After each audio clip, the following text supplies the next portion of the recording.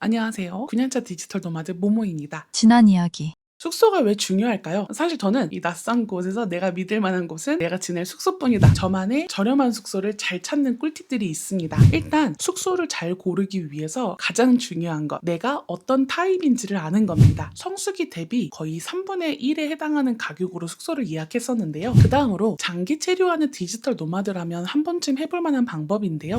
하고 과소비를 하게 되는 이유가 있어요. 그것은 바로 그리고 나면 이제 구글 맵을 활용하는 거예요. 어떻게 구글 맵에서 찾아보냐. 에어비앤비에서 대충 그 위치가 나와요. 정확하진 않아도 대략 이쯤에 있다. 그러면 그곳에서 이제 확대했을 때 가게라든지 레스토랑이라든지 마트라든지 이런 것들이 상호가 몇 군데 나옵니다. 그걸 기반으로 구글 맵에다 검색을 해봐요. 그리고 구글 맵에서 봤을 때 내가 원하는, 예를 들면 식료품점이 가까이 있는지, 공원이나 내가 좋아하는 호수, 바닷가, 해변, 산 이런 게 가까이 있는지, 또는 미술관이나 이런 곳들의 가기가 너무 멀지는 않은지, 이런 식으로 하나씩 검색을 해보는 거예요. 유럽에서 갈 때는 식료품점이 항상 집에서 적어도 5분 거리에 있는 걸 선호합니다. 왜냐면 생수로 모든 요리를 하고 심지어 양치질도 하는데 생수를 사올 거리가 너무 멀면 매번 무겁게 들고 와야 되잖아요. 그래서 좀 비싸더라도 일단은 가까운 곳에서 물을 산다는 생각으로 식료품점이 가까운 곳을 선호하고요. 또 주변에 공원이나 산책하기 좋은 곳이 있는지를 찾아봅니다. 사실 가격을 저렴하게 해서 간다고 하니까 아무런 조건을 안 볼 것 같잖아요. 아니에요. 제가 집을 얼마나 까다롭게 보는데요. 다만 조건들이 명확할 뿐입니다. 대신 이때 주의할 게 있는데요. 저처럼 공원 좋아하시는 분들 특히나 맨 처음에 뭣도 모르고 구글 지도에서 보니까 초록초록하다. 여기다 공원인가 봐 하고 너무 좋아했는데 갔더니 공동묘지였던 적이 있어요. 공동묘지들은 확대하지 않으면 다 초록색으로 나오니까 꼭 체크하세요. 자, 그 다음 세 번째로 보는 것은 바로 주방입니다. 왜 주방을 보느냐? 한 달 동안 일단 먹고 지내야 되니까 요리를 숙소에서 하기 때문에 주방이 어떤 형태이냐, 이것도 당연히 중요하지만 사실 주방을 보는 제일 큰 이유는 식탁을 보기 위해서입니다. 저희가 주방이 있는 집을 선호하는 이유 중에는 주방이 있다는 건 대체로 식탁도 있다는 의미예요. 물론 가장 베스트 오브 베스트는 식탁 따로, 일할 테이블 따로 있는 경우이고요. 만약 그렇지 않다 해도 식탁이 4인용이다. 얼마나 좋아요. 아주 좋습니다. 6인용? 아주 신납니다. 6인용일 일은 잘 없고요. 4인용만 돼도 진짜 행복하다. 2인용 정도만 돼도 조금 좁지만 일하고 뭐 밥 먹을 땐 좀 치우고 할 수 있다. 제일 안 좋은 케이스는 접이식 이런 거는 못 써요. 못 써. 테이블이 확인됐다. 그러면 주방도 그때부터는 꼼꼼히 봐요. 되게 당연한 말이지만 숙소를 볼 때 주방이 주방 느낌대로 생겼는가? 무슨 말이에요? 주방인데 예를 들면은 싱크대가 날림으로 되어 있다거나 아니면은 인덕션을 놓을 데가 없다거나 간혹 그런 집들이 있어요. 체크를 해봅니다. 여기 사진으로 보여드리는 이곳은 북마케도니아 스코페에서 지냈던 숙소인데요. 주방이 너무 예쁘지 않나요? 이 주방이 여러모로 완벽했던 게 어디다가 요리를 하지 싶지만 이 오븐 뚜껑을 열면 그 위에 인덕션이 있는 구조였고요. 커피 메이커, 그릇 모든 게 다 있었고 옆에 자그마한 창문까지 있어서 환기까지 완벽했습니다. 제가 말씀드렸잖아요. 저는 가격을 잘 찾는 것 뿐이지 가격을 저렴하게 한다고 해서 아무것도 없는 집에 가는 게 아닙니다. 자, 그 다음으로 한 달 동안 중요한 게 뭐예요? 침대예요. 사진상으로긴 하지만 소파베드인가 이런 거 잘 확인해보고 침실에 창문이 있는가, 이거 생각보다 중요해요. 침실에 창문이 없으면 어때요? 눅눅해지거든요. 그리고 이렇게 디지털 노마드로 살면서 되게 중요하게 생긴 습관인데 양옆에 스탠드가 있는 게 너무 좋더라고요. 그래서 항상 스탠드가 있나? 이런 것도 체크해봅니다. 저희도 처음에는 잘 모를 때 소파베드여도 괜찮아 라고 생각하고서 진짜 저렴한 집을 찾아서 간 적이 있어요. 정말 후회했습니다. 이 소파베드가 혼자는 괜찮거든요. 근데 둘은 좀 힘들고, 그리고 허리가 좀 쉽게 아프신 분들한테는 정말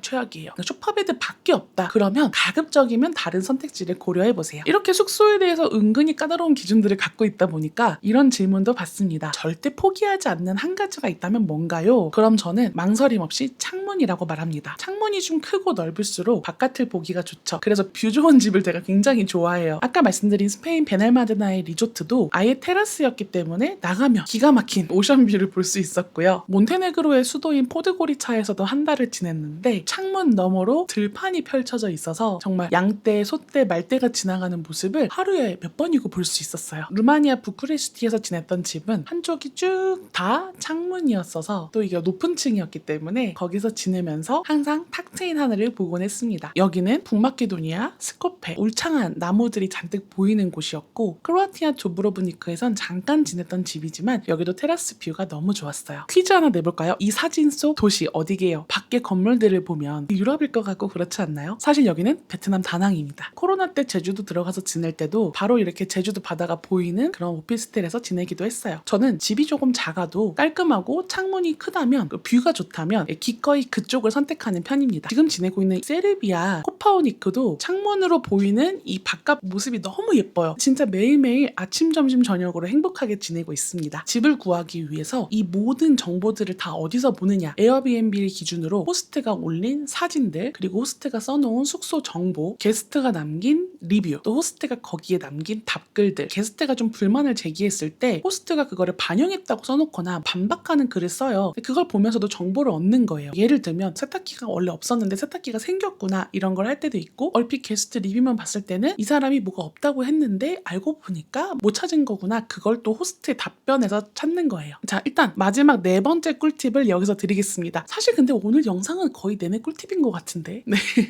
마지막 네 번째 꿀팁. 항상 저는 한 달 살기 숙소를 예약하기 전에 호스트에게 물어보는 질문 리스트가 있어요. 보통 딱 세 가지를 물어봅니다. 첫 번째, 나와 있는 금액이 총 금액인지. 왜냐면 어떤 곳은 가격이 되게 괜찮아서 갔더니 알고 보니 공과금, 수도세, 전기세를 따로 내라고 하는 곳도 있고요. 또 사용한 만큼 내야 된다, 뭐 얼마를 원래는 더 내야 된다, 이런 경우가 있어요. 이거 알고 가는 거랑 모르는 거랑 너무 큽니다, 여러분. 사기당하는 것 같아요. 그래서 꼭 물어봐요. 두 번째, 인터넷 속도를 항상 물어봅니다. 이거는 저희가 일하기 때문에 너무 중요한 건데, 인터넷 속도 물어봤을 때 싫어하지 않을까? 아니요. 대부분 잘 대답해주고, 어떤 호스트들은 저희가 몇 번이나 이런 일이 있었는데 이렇게 물어봤더니 호스트가 우리 지금 30메가인데 100메가까지 올려줄게, 이렇게 한 적도 있어요. 아무 비용 추가받지 않고. 세 번째, 사진을 보면서 궁금했던 걸 그냥 물어봐요. 예를 들면 우린 2명인데 사진에서는 의자가 하나밖에 없더라, 의자 하나 더 있어? 이렇게 물어보기도 하고, 요즘 많이 물어보는 거는 이 숙소 우리만 전체로 쓰는 거 맞아? 이거 물어봐요. 왜냐면 전에 정말 예약까지 다 할 뻔했는데 게스트 후기에서 겨우 발견을 한 거예요. 주방이랑 화장실을 다른 게스트랑 쓰는 거다. 근데 그런 내용이 에어비앤비 내용 안에 아예 없었거든요. 그래서 그거 물어보니까 맞대요. 다른 게스트랑 써야 된대요. 그래서 결국 그 집은 안 갔어요. 만약에 내가 보냈는데 답장이 없다, 그럼 저는 그 집 안 가요. 왜냐, 내가 그 집에서 살다가 진짜 문제가 생겼을 때 요청을 해도 그 호스트가 답장을 안 할 확률이 높다는 거예요. 또 저희가 꼭 하는 게 있습니다. 비대면 체크인하면 체크인 잘했다, 그리고 뭐 지내면서 불편한 점 있으면 불편한 점 솔직하게 얘기하고, 체크아웃할 때 가급적이면 아주 더럽지만 않은 선에서 집을 싹 정리를 한번 해놓고 나갑니다. 아까 제가 뒤에서 알려드린다고 했던 팁이 여기서 나오는데요. 에어비앤비는 서로 리뷰를 남겨주게 돼 있잖아요. 저희가 항상 좋은 후기를 받아요. 특히 청결도 면에서 게스트들이 집을 깔끔하게 잘 썼다, 굉장히 친절하고 유쾌하고 즐거웠다, 이 사람들을 또 호스팅하고 싶다, 이런 얘기들을 이렇게 남겨줘요. 물론 그들도 저희 리뷰를 받기 위해서 쓰는 거지만 그냥 단순히 좋은 사람들이었다가 아니라 좀 더 구체적으로 좋은 말들을 써주는 거죠. 그리고 이 후기가 쌓이면 이제 아까 말씀드렸던 세 번째 팁, 1대1로 메시지 보내서 할인을 받는다고 했잖아요. 그때 조금 써먹을만 합니다. 물론 저희가 이 리뷰를 보고 이 사람들이 할인해 준 걸 거야 라는 걸 알지는 못해요. 하지만 저희가 나쁜 평을 받았던 게스트라든지 아무런 내용이 없어서 이 사람들이 어떤 사람인지 알 수 없는 것보다는 훨씬 낫지 않을까, 이렇게 생각을 해보고요. 75만원짜리 숙소를 53만원 정도의 할인받은 이력이 있다는 거를 어필하면서 오늘의 이야기를 마무리해보겠습니다. 어떠세요? 오늘 저의 꿀팁 갖고 있는 거 다 꺼내놨습니다. 이제 여러분 행복하게 각자의 예산에 맞춰서 좋은 숙소 찾으시길 바랄게요. 혹시 알고 계시는 또 다른 꿀팁이 있다면 댓글로 남겨주세요. 그러면 다음에 또 만나요. 모밍슨.